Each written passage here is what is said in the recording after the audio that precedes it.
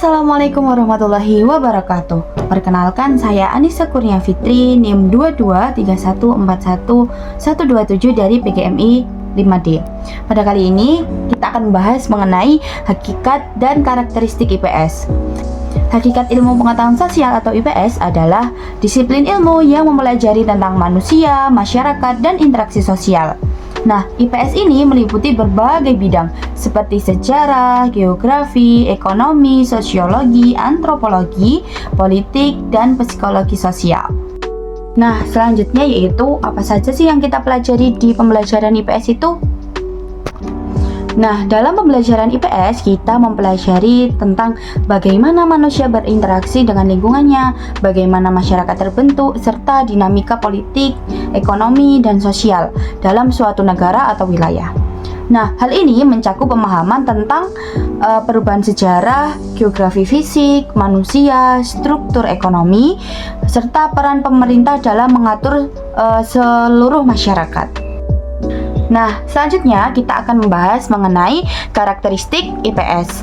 Yang pertama, IPS atau ilmu pengetahuan sosial merupakan salah satu mata pelajaran yang diberikan dari SD atau MI atau SDLB sampai ketika SMP, MTS atau SMPLB.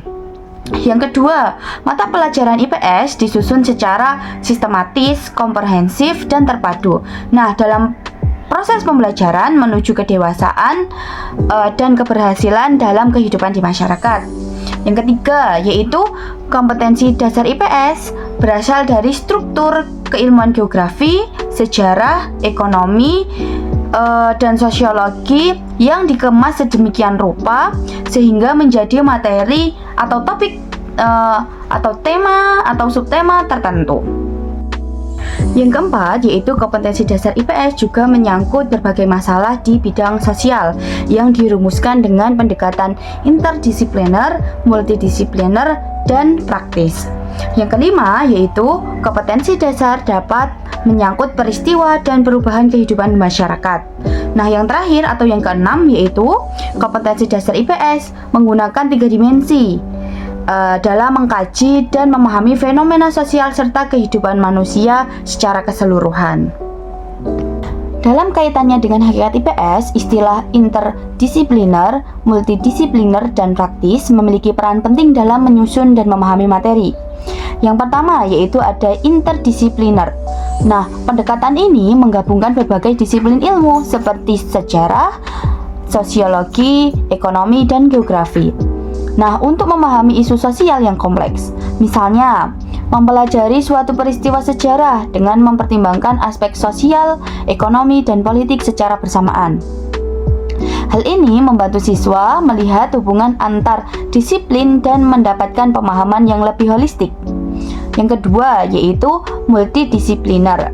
Nah, berbeda dengan interdisipliner, pendekatan ini melibatkan beberapa disiplin ilmu secara paralel tanpa mengintegrasikannya.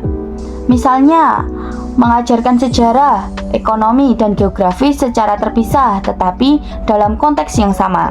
Nah, hal ini memberi siswa perspektif dari berbagai sudut pandang. Meskipun tidak seintegratif interdisipliner, tetapi siswa tetap memiliki sudut pandang yang berbeda. Yang ketiga yaitu praktis. IPS berfokus pada aplikasi pengetahuan dalam kehidupan sehari-hari. Materi IPS harus relevan dengan situasi nyata yang dihadapi siswa, seperti isu-isu sosial, ekonomi, dan lingkungan. Nah, pendekatan praktis mengajarkan siswa untuk menerapkan konsep-konsep yang dipelajari dalam konteks kehidupan sehari-hari, sehingga mereka lebih siap menghadapi tantangan sosial.